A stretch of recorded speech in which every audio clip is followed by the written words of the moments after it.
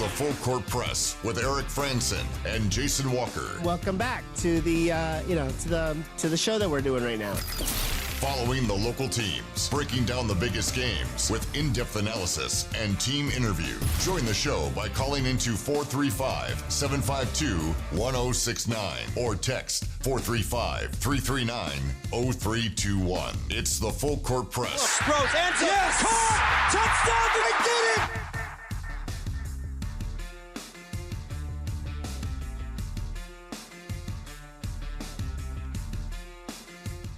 Welcome back to the Full Court Press second hour here on 106.9 FM, 1390 AM The Fan. Streaming online at 1069thefan.com and on the 1069 The Fan mobile app. And we're also streaming on a secret wavelength. You'll never know. We're not telling you. Not yet. Not yet. It's coming. Secret government secrets and TBD. All that. Our Eric's friends, acquaintances. We're in the testing phase. Yeah, testing phase, all that stuff. So we've been talking college basketball, not specifically Utah State, as we'll have plenty of time to talk about Utah State tomorrow.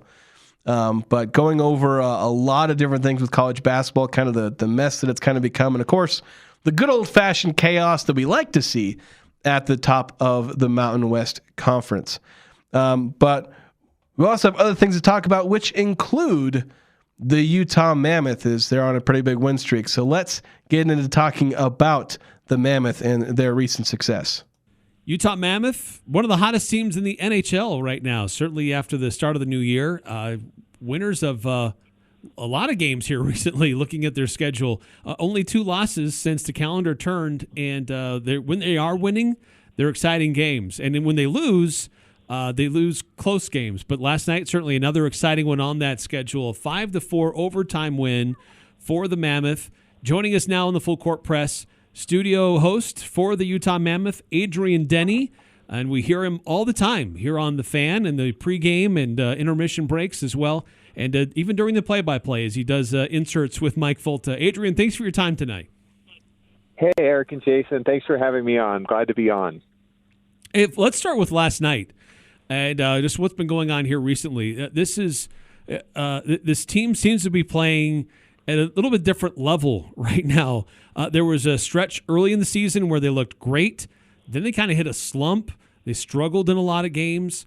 But since the calendar has turned since January 1st, this has been one of the hottest teams in the NHL right now. Like, what's the difference with this team right now? They had the 7-game homestand circled on the calendar from not only the start of the year, but when the schedule came out. Starting with general manager Bill Armstrong, they kind of had some realistic expectations of what the first half was going to be like in a first half where they played the most road games in the NHL. They played the most games in the NHL. They played the fewest home games. So a lot of travel, a lot of back-to-backs, not a lot of practice time.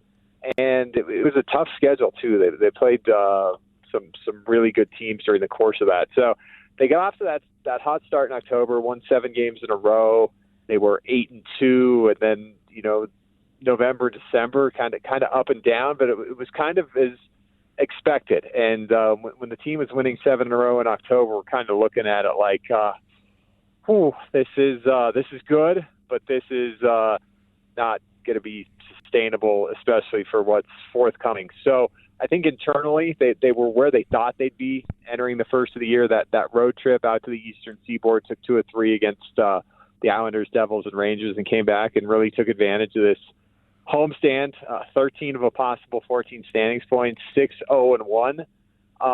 That's really good, but winning's contagious when you're winning and you get that first one and the second one, and then you have to come from behind, and you just win games in all sorts of different ways. And last night's game that they were chasing until they tied it up late in the third, not a real high percentage way to win games, but they've now erased a 3-goal deficit twice in the last month, and they just keep going. And when you're winning, you got the confidence, and they feel pretty good, and they look pretty good. And for me, it all starts with goaltender Karel Vejmelka, who's leading the NHL with 24 wins. He's played the most minutes, but he's just made big saves, whether it be early to keep it scoreless, to keep a 1-goal lead, or to keep a 4-2 game, 4-2 Philly like it was last night when he stops a breakaway and Utah is still down by 2, gave him a chance to get a couple to tie it and win it.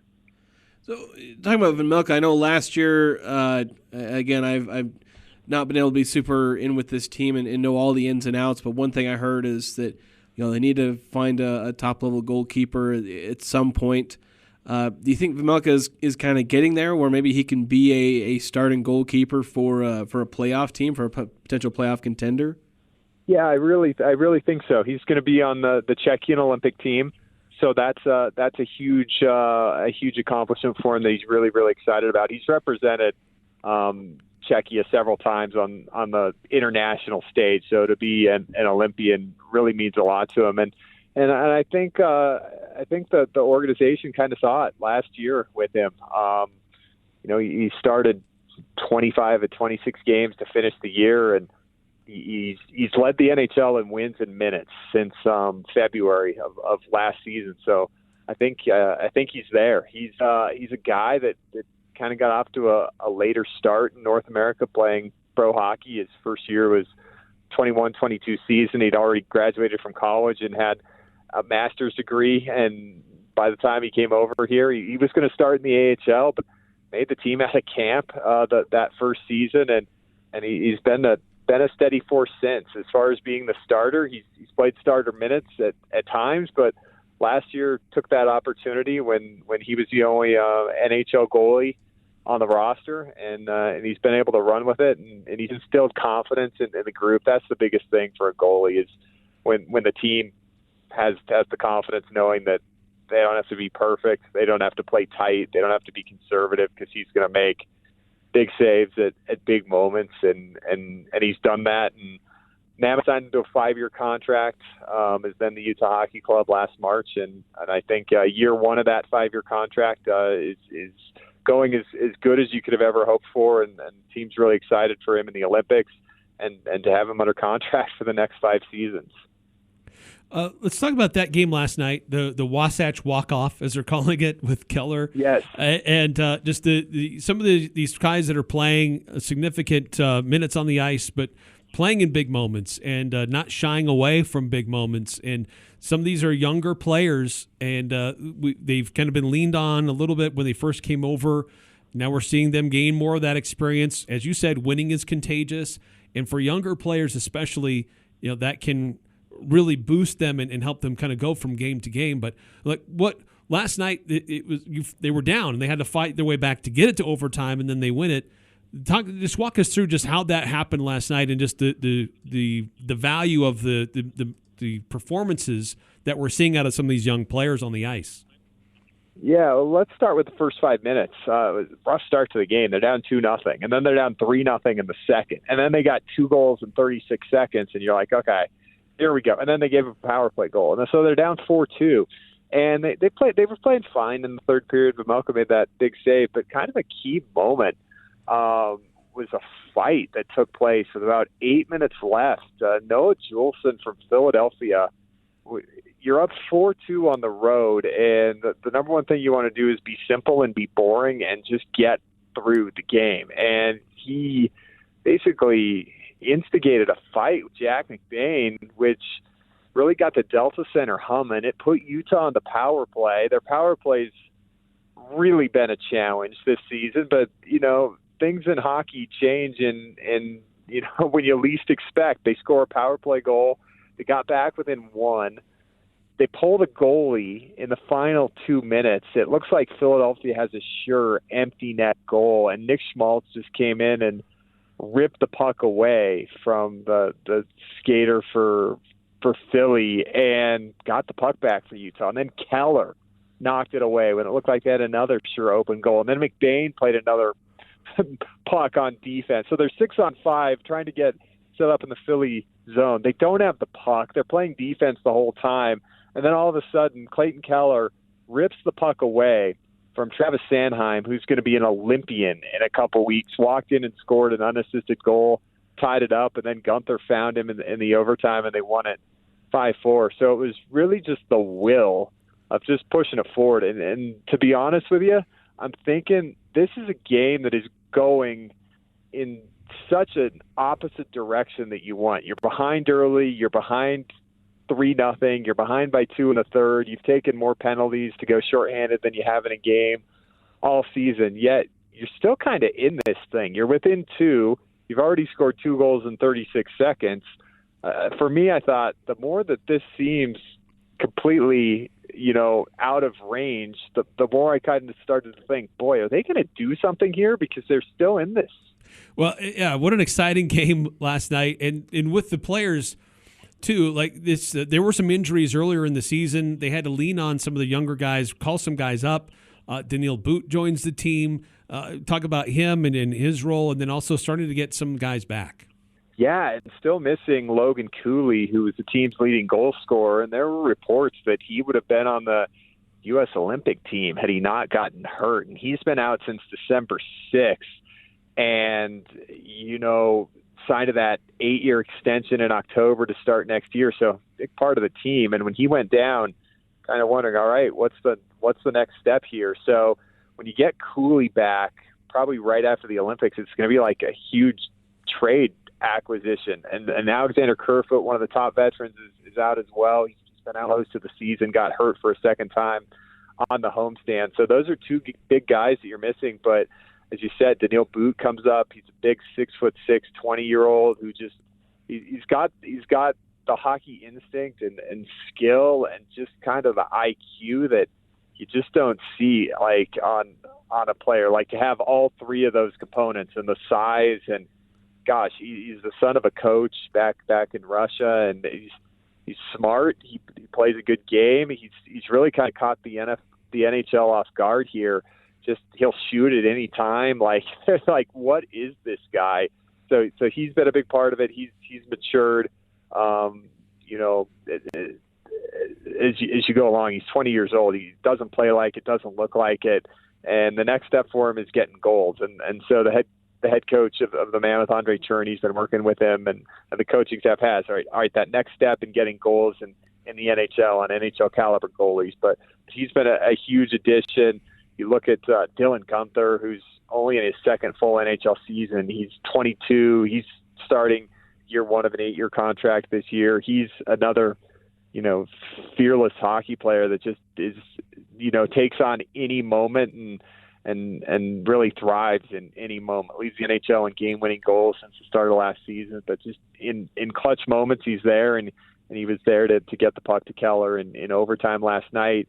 Picked up another assist in the contest too, so multiple points. But the guys have really seized the opportunity and to be able to do it on that homestand and take control of that first wild card spot in the Western Conference. I thought when they beat Toronto last week 6-1, I thought, okay, it's just the game we look at, that they take that playoff spot and hold on to it for the rest of the way, which is not going to be easy because as it goes in the NHL, teams get hot all around this time. The serious teams, January, February, March, this is when they're all playing good. Anaheim's now won 5 in a row. Seattle looked left for dead after they left the Dulles Center Saturday.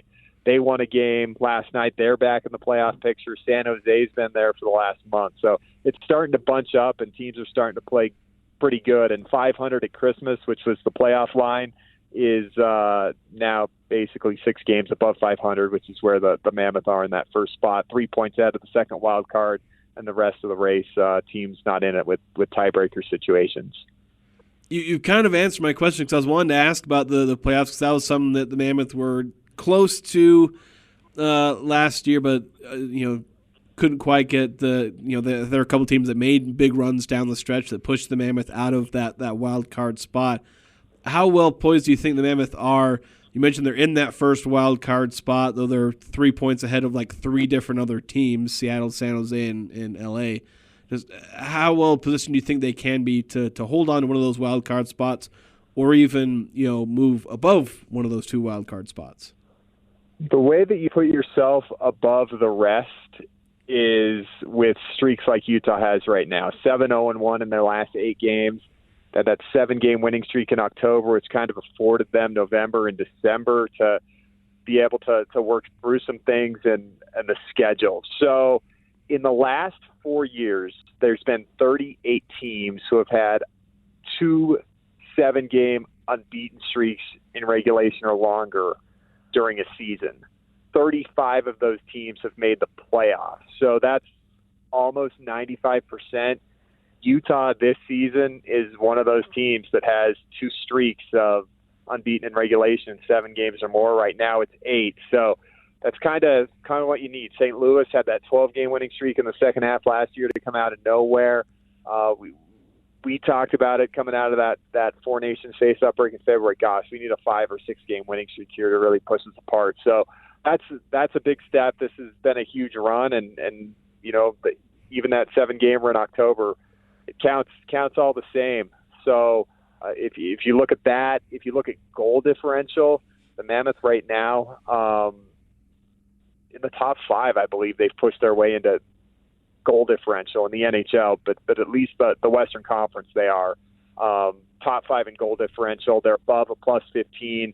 Bill Armstrong saying last week, no team in the history of the NHL has ever missed the playoffs with a plus 15 goal differential. So that means they've outscored their opposition cumulative overall, let's say, for or against by 15 in their games so far this season. And right now it's a little higher than that. So that's another metric that you look at that mean a lot with the whole 82 game season in total.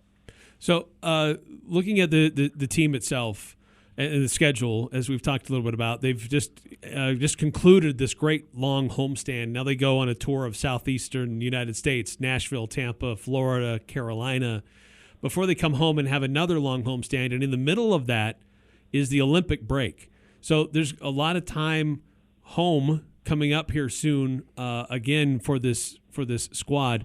So when they're home, how much extra time does that give them on the ice, especially with younger players, and how valuable is that for this franchise to get more time on the ice to work on those finer details to get them to be better players and a better team? It's the biggest part of what they were missing when they started the year with the most road games and the most games in the NHL through Christmas and New Year's, because you're not only traveling, playing every other day, back-to-backs, getting on planes at 10 at night, getting off planes in the middle of the night, so you're tired, but you're missing that practice time. Utah, with a Monday, Tuesday this week without games, able to do stuff in practice they hadn't done since training camp in terms of play in the neutral zone, some special teams plays at 5-on-3 and 4-on-3 that they were working on. So especially, as you said, with a young team, to be able to practice and be at home, be in your own bed, not be getting off of flights in the middle of the night like all the other teams were that came to visit Utah on this stretch. What goes around comes around. There was a lot of teams coming from Denver, playing the Avs, coming from Vegas, playing the Golden Knights, going to those places on back-to-back. So that's some of the aspects that the Mammoth have gotten back now that they've been able to be home, but the practice time is really the biggest thing. I'm watching some of these games in November, December, and I'm like, these guys just need to practice. This is what it's coming to for me. But the big road trip Saturday, Nashville, it's huge. It's a division opponent who's fighting for one of those playoff spots, as we said, within the 3-point window. 3-2-1 against Nashville all time. They're 2-1 in Nashville, but they lost to them coming out of Christmas 4-3. That's a big game. For me, if they can win that game, whatever happens, but the other 3 games against the Eastern Conference, I can live with it. You're playing Tampa Bay, the only other team hotter in the NHL than Utah right now. They're 9-0-1 in their last 10. Utah is 1-2 against the Lightning all time. They're 0-2-1 against the defending Stanley Cup champion Florida Panthers. So we'll see on Tuesday on a back-to-back after Tampa Bay, and playing Carolina for the first time this year after splitting with them last season, winning at home and losing on the road. So 4 games and then back for 3 before that Olympic break. And for the Mammoth, they were in a playoff spot at Thanksgiving, playoff spot at Christmas, just kind of some dates on the calendar that you check off. And the next step for them is stay above that black line going into the Olympic break. Adrian, two more quick questions for me. It was announced earlier that Utah Mammoth would be hosting the outdoor game coming up in 2027. How exciting is that for an organization, and just what does that mean for fans? It's so awesome. We're so excited about it. In our third year as an organization to be hosting that, only about a dozen other cities have ever hosted the Winter Classic. First one taking place in 2008, so less than 20 years of the premier regular season event in the NHL, which is the outdoor game right around New Year's. The date hasn't been officially announced. This year was on January 2nd in Miami. The Colorado Avalanche will be the opposition. It's going to be at Rice-Eccles Stadium, so going to be over 50,000 fans, and the intimacy of that football stadium with, it seems like everybody's right on top of everybody. The sight lines are going to be good for a football stadium, but it's a festival. It's a party. There's going to be, pregame fan fest. There's going to be stuff the entire week leading up to the Winter Classic with Utah and the Avs in January of 2027. But it's going to be a great hockey game. But the teams have specialty jerseys that they wear every year in those games, so it'll be fun to see the design there.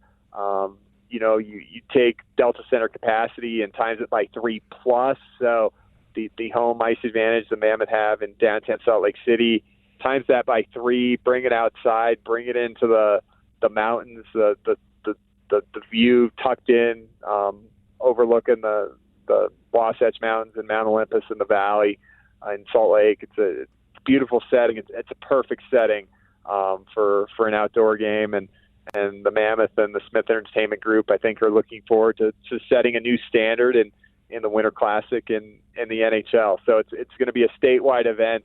As we said, over 50,000 seats expected for it. So can't wait to bring as many people in as possible, especially first-time hockey fans. And I guess my last question for you is, can you tell Mike Folta to not come to any more Utah State basketball games? Because apparently he was there the other night and the Aggies lost, so maybe he's the bad luck charm. He's banned now. Heard you guys talking about his experience on the broadcast last night, too. That was fun.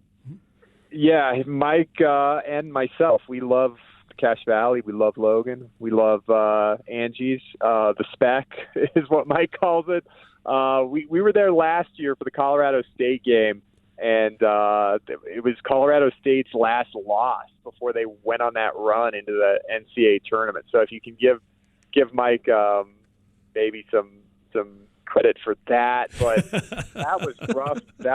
That was rough. Aggies in the top 25, first time all year, right? And then the tough one at GCU Saturday, and holy cow, UNLV, like, I'm watching that game. I'm like, Aggies are playing pretty good, and the score isn't indicative of what it usually is at home in Logan.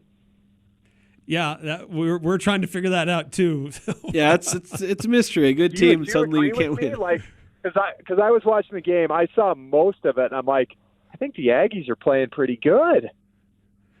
Yeah, I know they were starting, like, again, they went out 9-0. They were up by 14 at one point. It's like, and then suddenly they can't play anymore. Yeah, it was weird. Yeah, so maybe Mike's not the bad luck charm, but yeah, still fun to hear you guys talking about Utah State on the broadcast, though. Oh yeah, we love it. We were up there for Mammoth Week at the Ice Center, the home of Utah State's great hockey team. So yeah, we love Logan, and we love being on the Fan, and so grateful that you guys carry our games and got a great supporting base up there in the Cache Valley. So we certainly appreciate it. And we love our trips up there, and I don't think outside of a trespass order that you can bar Mike from the Spectrum. He'll find a way to get in there. He loves it, and I do too. It's a fun place. So much fun, as you guys know. You see every game there to be involved, but holy smokes, what a great environment.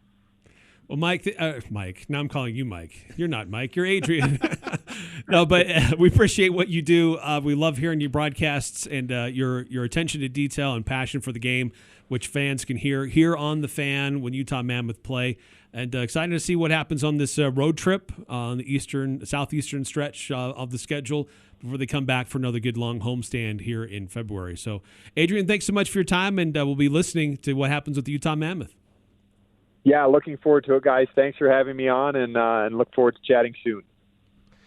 And that was Adrian Denny with the Utah Mammoth Radio Network. Yeah, he's the studio host, so you hear him in the pregame. You'll hear him at times during the broadcast. He'll come on, and he and Mike Folta will have exchanges during the course of the game and in the intermissions as well. So Adrian Denny has definitely been a long time hockey broadcaster connected to what's going on with Utah State, hockey in the state of Utah, I should say. Did stuff with the Grizzlies and spent a lot of time at the Mavericks Center, and now helping out with the Utah Mammoth. And met him in person a couple of times. Great conversations with him, and really appreciate him coming on and letting us know more about what's going on with the Utah Mammoth. All right, we are overdue for a break. We had a long chat with Adrian, so we're going to have to go to break. When we come back, we'll shift our focus to another pro league, the National Basketball Association. Their all-star starters were announced, so we'll also talk about the new format that will definitely fix the all-star game. Definitely. There will never be any more problems. The players will give effort. It'll be an exciting format. It'll definitely work, and we'll talk about that next here on the Full Court Press. It's cold outside, but you can keep warm inside with a quality-built, super-efficient York furnace. Count on a furnace from York because it's backed by the strongest warranties available. Call Advanced Heating and Air Conditioning, your local York dealer, at 752-7272. Online at advancedheating-ac.com. We're not comfortable until you are. Advanced Heating and Air. Old McDarrell has a farm, an appliance farm. With down-home country prices and big city selection. E-I-E-I-O. When you're looking for a friendly spot to drive a little and save a lot, hey, Old McDarrell has a farm, an appliance farm. McDarrell's Appliance. No overhead, but lots of country charm. See Darrell's Appliance in beautiful downtown Benson. New news from the Riverwoods Conference Center. All-inclusive pricing is now available for every occasion. Imagine your dream wedding, your daughter's quinceañera, corporate retreats, family parties, business conferences, or expos. Whether you're searching for a small private area, a breathtaking outdoor reception by the river, or an event that accommodates up to 2,000 people, the Riverwoods Conference Center makes event planning effortless with its perfect combination of beauty, service, catering, and now all-inclusive pricing. Visit theriverwoods.com or call 750-5151 for more information today. Hi, this is Ashley with LSS Insurance. Medicare can seem complicated, but it doesn't have to be. Let us help. We'll answer all your questions and get you specific information that fits your needs. Medicare is not one size fits all. We'll help you find the right coverage for you. Call 752-9493. You can ignore the TV and the junk mail. We'll get you the exact information you need. We will help you access the benefits that are important to you. Call LSS Insurance at 752-9493. The most dangerous day for a newborn is her first day of life. She's at risk from infections, pneumonia, malnutrition. Every 31 seconds, another infant is lost. Another family's hope for their baby's future is crushed. The most heartbreaking part? These deaths are preventable. For more than 60 years, Project Hope has worked to make lifelong health care available to the world's most vulnerable people. Right now, Project Hope is training healthcare workers to care for infants during those fragile first moments of life. Project Hope is ensuring communities have the medicines and supplies they need to prevent deadly disease, giving precious newborns a healthy start. Wherever they are, everyone deserves hope. Make sure her first day of life is not her last. To volunteer or learn more about Project Hope's life-saving work, visit projecthope.org/newborns. You're on your way to work.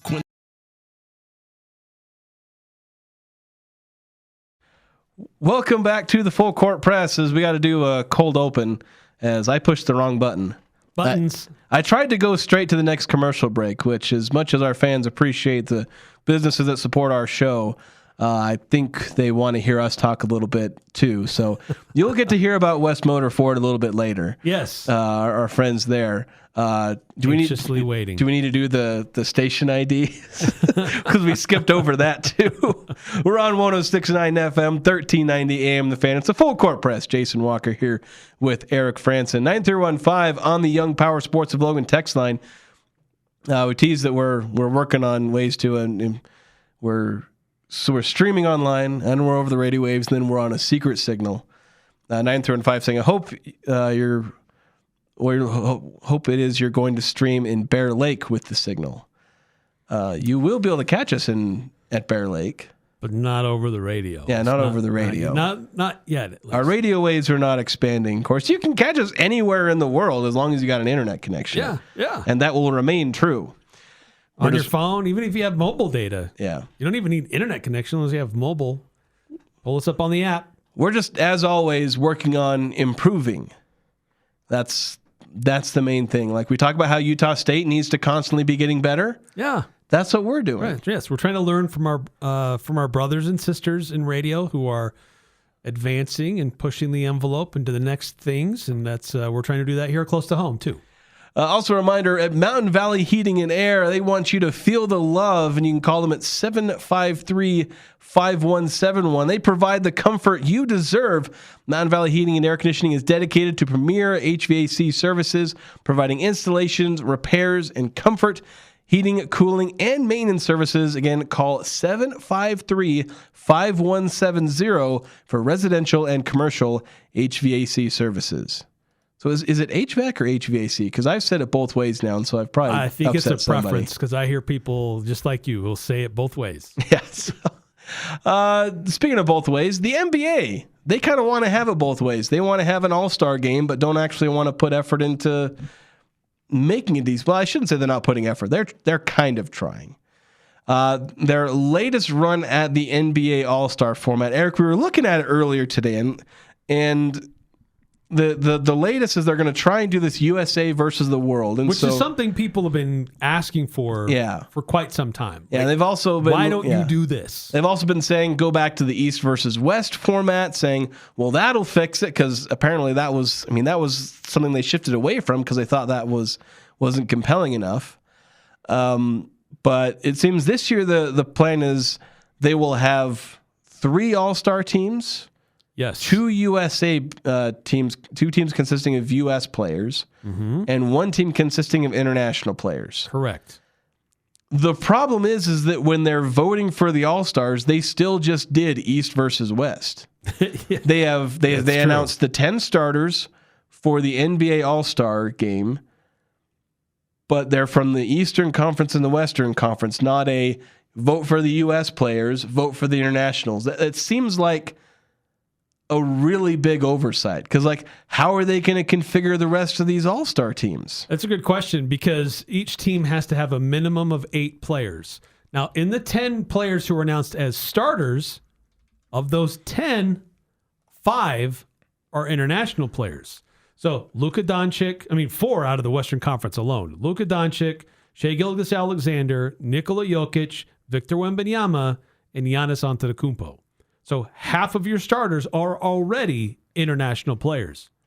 So they're going to only find 3 reserves that are international players, and all of the reserves have to be American players. Are you putting kind of limits now on who can be reserves based on their nationality, based on where they were born? Yeah, that just seems Instead of here are the best players in the NBA. Here are the best all-stars. And then let's carve it up after that. Now, they said a minimum of 8. So maybe based on the reserves that are announced, maybe the world team ends up having 10 players. I don't know. They haven't really capped how many NBA players can be involved. I don't know what that is. I guess if it says here's the clarification on that question. If NBA All-Star voting does not result in the selection of 16 U.S. players and 8 international players, which can include American players with ties to other countries if necessary, then Commissioner Adam Silver will select additional All-Stars to either group to reach that minimum. So, but it says at least one team would have more than 8 players. So it is conceivable that the international team could have more than 8 players because they already have 5. Yeah, because this is the problem we have is that with the All-Star team, all of the players want to be an All-Star. And so changing the format of changing how many All-Stars are selected, the players aren't going to be happy with that. So you have to still basically select All-Stars the old way, and then you have to staple on this USA versus the world type format. Which even then, I still question whether or not that ends up meaning anything, because is the international world united in their hatred of the U.S. As far sports hatred? There's a rivalry there. I mean, you see it in the Olympics. You see it in FIBA World Cup. Okay, but it's usually those individual teams. It's France. It's there's obviously a pretty big rivalry between France and the U.S. now because, France has come really close to knocking the U.S. off a couple of times. Yeah. Germany got all uppity about, winning one of the FIBA tournaments back when the U.S. wasn't trying. And so, you have these individual countries where there's a ton of pride, for club and country and all that, the one time you get for club and country in something other than soccer. But is that same patriotism going to be there for this international team where it's not for Victor Wembanyama, it's not his fellow French players that he obviously has a great kinship toward for their national team. It's going to be, some guy from Serbia. It's is that same pride? Because you also people talk about the Four Nations Cup, where I think part of this came from is people saw the passion in the NHL when they created that, but that was a country by country that those teams have pride in their country. This is your pride in not being an American. Well, and that's where I think that the motivation may not be there entirely to the same level as a team that's a mixed bag of international players versus the American players. For the American players, I think there will be an added incentive for them. We still want to prove that in America, we play the best basketball. But even then, there's for them, there may be added motivation for them, but I don't know if that's necessarily added motivation for the international players because you're right. They're not flying under one banner for doing it for their home country. They can fly the International Olympic Committee flag or whatever. Yeah, we're going to do the rings here. But there's also 2 American teams, so it's you're not carrying the pride of America because you've split up the American teams. Well, that's what I don't know. How do they determine who's on which American team? Yeah, they'll probably just do a draft or something. It's just something crazy there. Yeah, I don't know. I just don't feel like this is really going to the rules say change much. The process for assigning players to the 2 U.S. teams will be determined at a later date. That's all they say. So they haven't even figured it out yet? This was when they announced the new format. This was back in November. So they've probably got an idea at this point. It's just if they didn't 2 months ago. Yeah, in the initial release. But I don't know if... So the release that announced the starters, yeah, and I don't see that they really say how they will be determined there either. Yeah, so it says the process for assigning players to the 2 U.S. teams will be determined at a later date. And this was published earlier this week. Yeah. I don't know. I feel like I still like my idea of just getting rid of the All-Star game and having a bunch of competitions between All-Stars who then are forced to participate in all those different events. Have the dunk contest made up of people who were selected to be All-Stars. I don't know. I always kind of like that. And then just leave it to a pure fan vote at that point. Yeah, I get that. But the dunk competition and the 3-point shootout, maybe not so much the skills thing. I don't know really who. Nobody really cares about the skills. But the slam dunk and the 3-point shootout, those are ways to integrate even more, some other specialists in the NBA to get more stars or at least get different people involved with all-star festivities. But the problem is, you get some stars that are involved in the 3-point shootout, but the slam dunk competition over the last several years has devolved. It is you're getting the guy who's in it regularly doesn't even play in the NBA. He's a G League guy.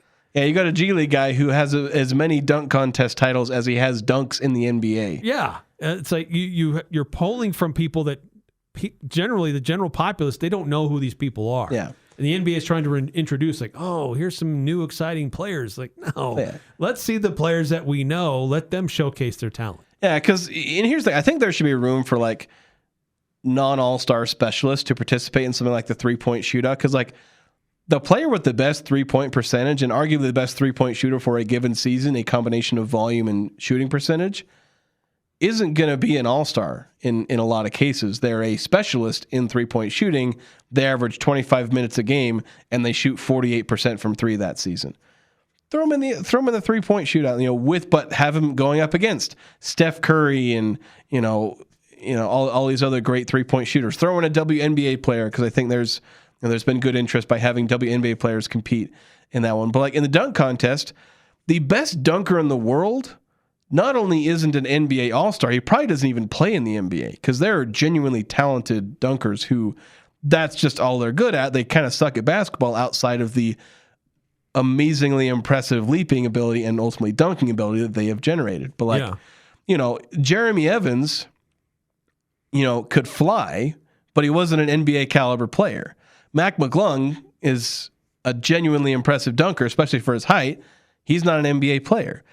But you can include those guys in the dunk contest, but would you rather see Jeremy Evans in the dunk contest or LeBron James? Maybe prime LeBron James. His athleticism is obviously kind of fading a little bit with his age, but or Victor Wembanyama, throw these guys in the dunk contest, throw in some of these specialists, either 3-point shooters or dunkers, even bring in a non-NBA player into the dunk contest. Say, here's this guy who has maybe a viral YouTube channel where he does really cool dunks.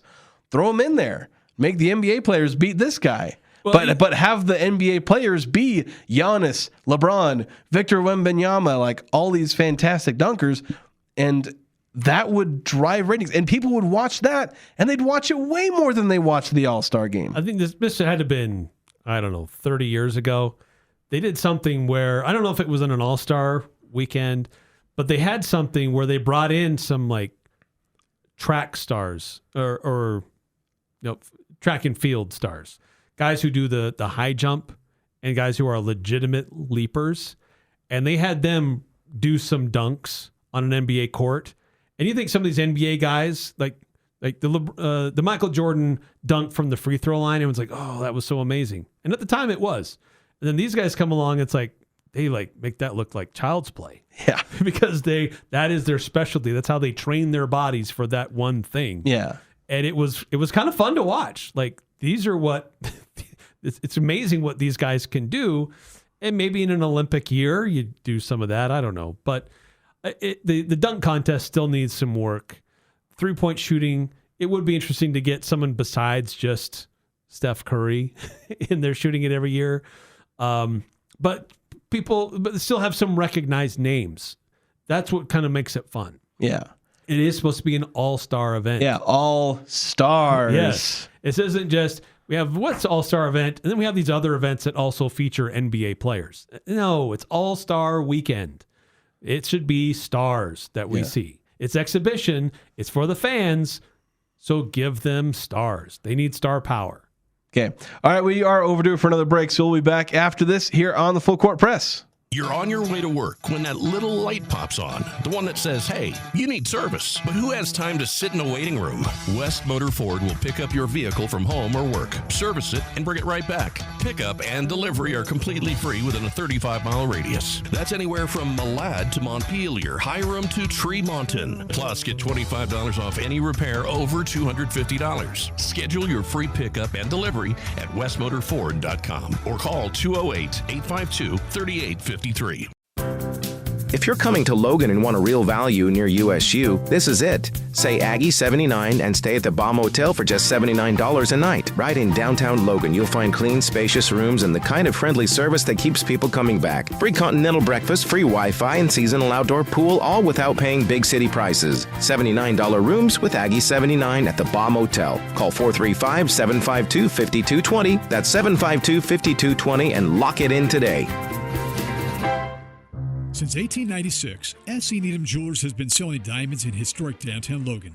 Today, you have a choice of both natural and lab-grown diamonds. You'll be impressed with the affordability of our diamonds today. With our international suppliers from Israel, India, and Antwerp, Belgium, we're able to guarantee the best price. Simply magnify our diamonds, select your favorite, and have it mounted in a ring of your choice. Open Monday through Saturday, 10 to 7, where Utah gets engaged. S.E. Needham Jewelers, middle of the block, at the sign of the clock. Over the past few years, strong and crazy weather patterns have battered various parts of the country. Northern Utah and southern Idaho are not immune from its share of wild weather. Be prepared for power outages with a Generac backup generator from Golden Spike Electric. They are your local source for Generac sales and service. Generac keeps you in control when bad weather strikes. Golden Spike Electric, powering your peace of mind. Online at gsegenerators.com or call 257-3016. They also service other models. It's ski season, Cache Valley. This is Mark at the Sportsman, where we mount bindings. If you need bindings mounted to your skis or snowboards, in most cases we can do it in 48 hours or less. That's right, 48 hours or less. At the Sportsman, we can also tune, sharpen, wax, and repair your skis or board so they are ready for the season. Usually we can get those done in 48 hours as well. For 73 years, we have been taking care of skis and boards only at the Sportsman on Main Street in downtown Logan with tons of parking in the back. The Aggies, Jazz, high schools, even the Pee Wees T-ball team. It's the Full Court Press on Sports Talk Radio, The Fan.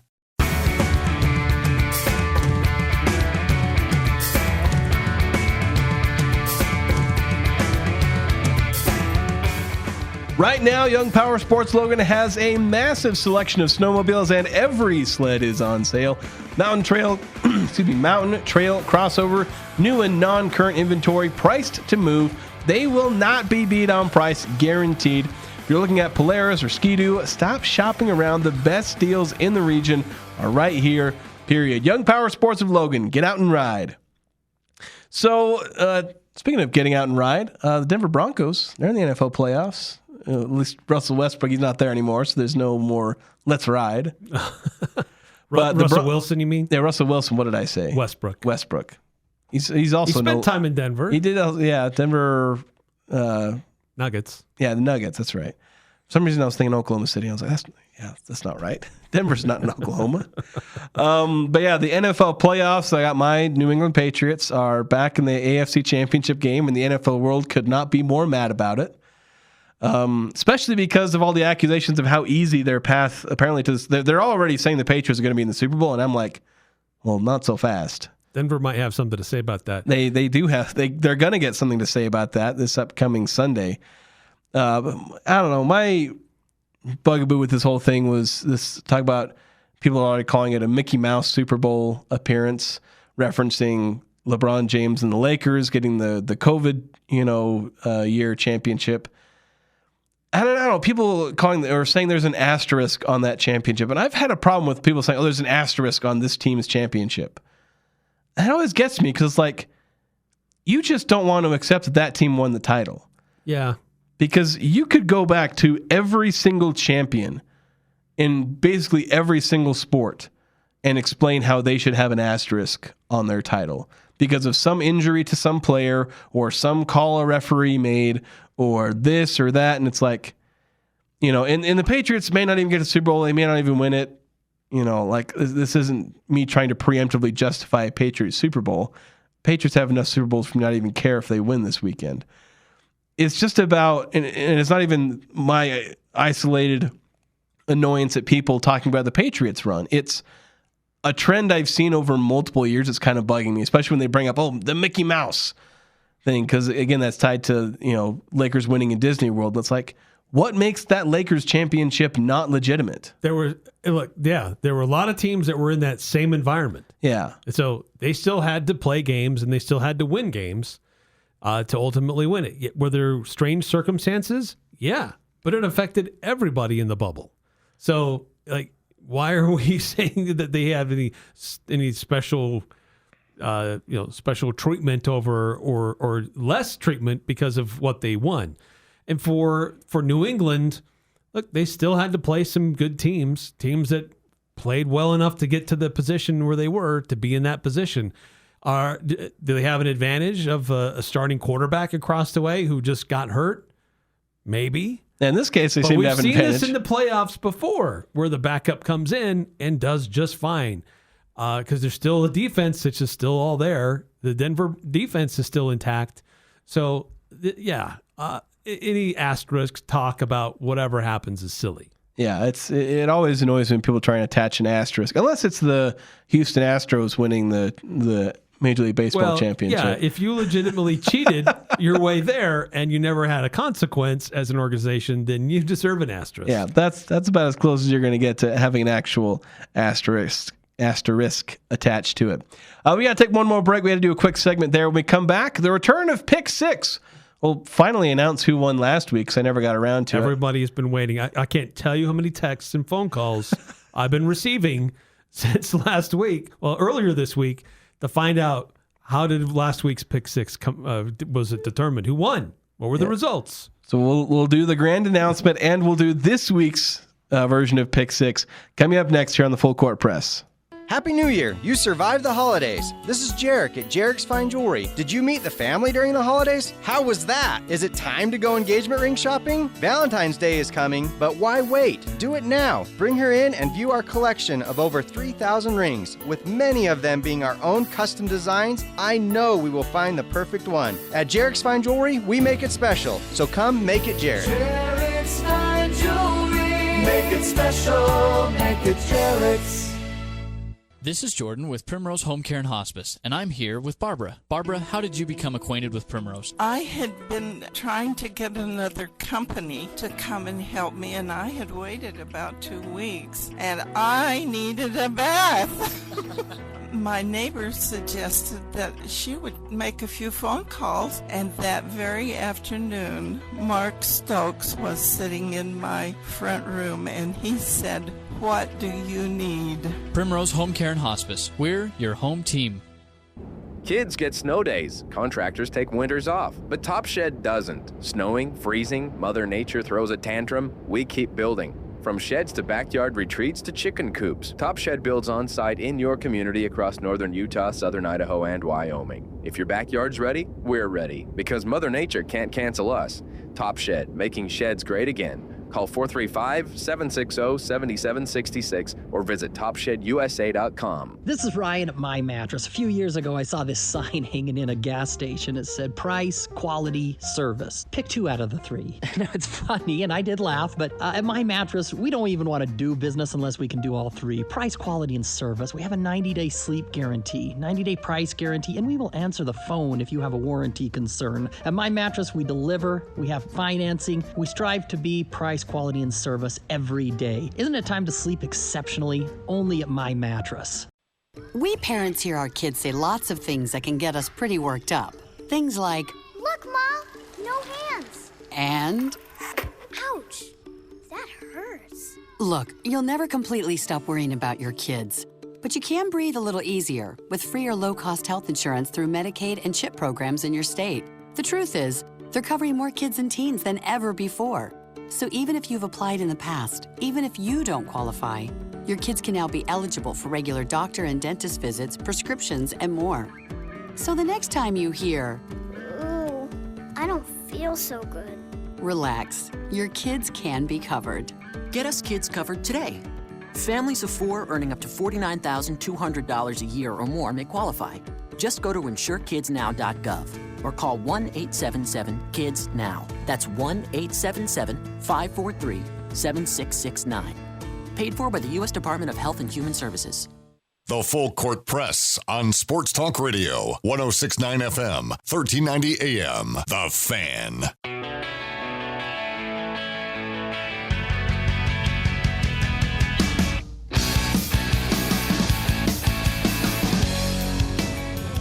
Jason Walker here with Eric Frandsen as we wrap things up here on the latest edition of the Full Court Press.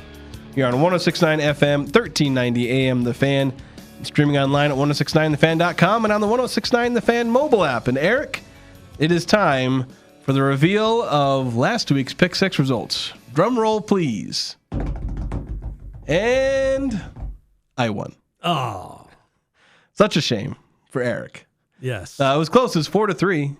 It's funny, there were a couple of lines that, like, when I was adding them up, like, one of them was, would there be any defensive touchdowns? And I was like, and the line was 0.5. And I was like, yeah, I know one happened. I was watching it when it happened. I didn't even check. I don't even remember if anybody else had one, but I was like, at least one happened. Yes. So, you ended up getting that line. But that was the only one I remember making. Yeah. And when I saw that happen, I'm like, yes, I know I got at least one. Yeah, you got at least one. But I ended up winning 4-3 in the end.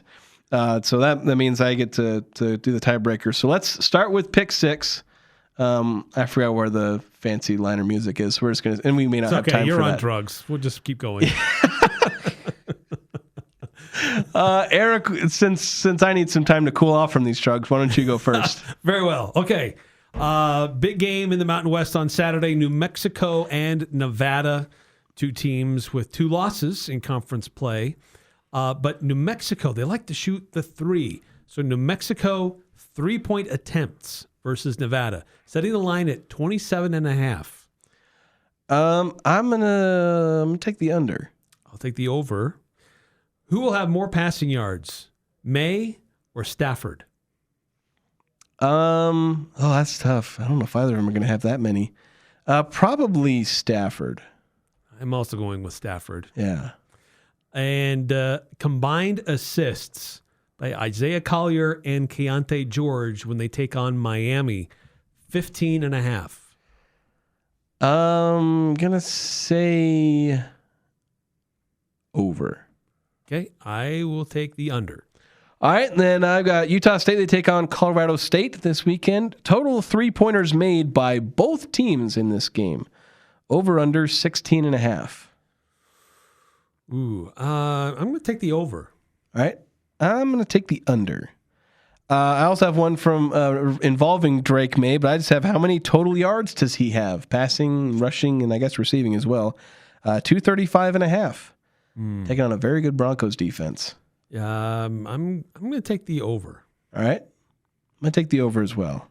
And then Keontae George, I've got a line involving him as well. Points against the San Antonio Spurs. They play them tonight. Yeah, they play them tonight. So over under 23.5 points. I'm going to take the over. I probably should have said it higher. I'm going to take the I'm going to take the under just to be contrarian. Then here's the tiebreaker. This one also involving the Seattle Seahawks and the LA Rams, but just the spread. Seattle -2.5 over the Rams. I'm going to take the Rams. All right. That gives me Seattle. So there we go. Those 2 teams have been close every time they've met. It should be a good game. I mean, there are good reasons to watch both games, but I think that one will be the spicier matchup. It'll probably be a little more watched. I mean, it depends on how close it is. I think a lot of people have already written off the Broncos, but it's the NFL. These games are close. Yeah, Stidham's still a decent quarterback. Yeah, I know. Patriots know him decently well. Yeah, that's true. Former Patriots legend, Jarrett Stidham. So yeah, there's 3 really good quarterbacks in Jarrett Stidham. But we'll see more of the legend of Drake May. Yeah. Well, Denver's got a great coach. I think they're really changing their culture there. Yeah. They're hosting, so could be interesting. And we're going to have both of those games here on the Fan on Sunday. We'll have that conference championship doubleheader here on the Fan. Yeah, so follow along. The NFL is heard here on 106.9 FM, 1390 AM The Fan. It's also where you catch the Full Court Press. But that's going to be it for us today. Make sure to text in on tomorrow's show, 435-339-0321. But again, that's going to be it for us today. Yeah, and we'll preview Utah State, Colorado State. Big showdown between the Aggies and the Rams. All right, have a good night. The home for Sports Talk Radio, KLGN Logan, 106.9 FM, 1390 AM, The Fan.